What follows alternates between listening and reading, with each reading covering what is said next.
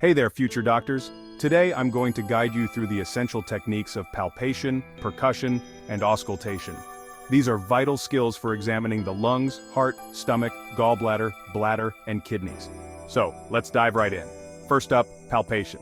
When palpating the lungs, place your hands on the patient's back, asking them to take deep breaths. Feel for any unusual masses or tenderness. For the heart, use your fingertips to locate the apical impulse near the fifth intercostal space at the midclavicular line. Move to the stomach and gently press in all four quadrants, noting any discomfort or resistance. Don't forget the gallbladder. It's located under the liver. Press gently in the right upper quadrant. For the bladder, palpate above the pubic bone. And lastly, for the kidneys, use a bimanual technique, placing one hand under the patient's back and the other on the abdomen, pressing firmly. Next, percussion.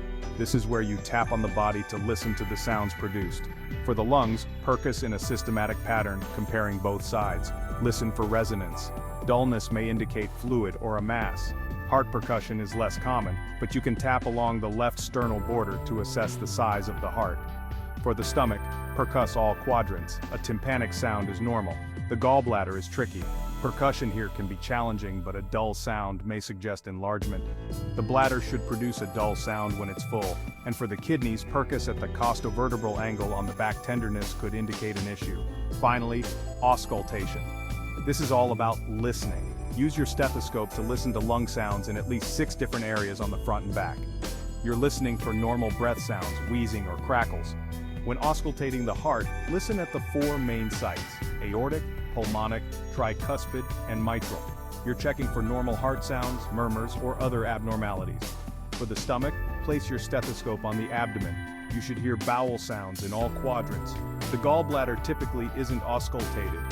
For the bladder, again, auscultation isn't common. And for the kidneys, listen over the renal arteries for any bruits, which could indicate a narrowing. And there you have it. Palpation, percussion, and auscultation are crucial skills that you'll use throughout your medical career. Practice makes perfect, so keep honing these techniques. Thanks for watching, and keep up the great work. See you next time.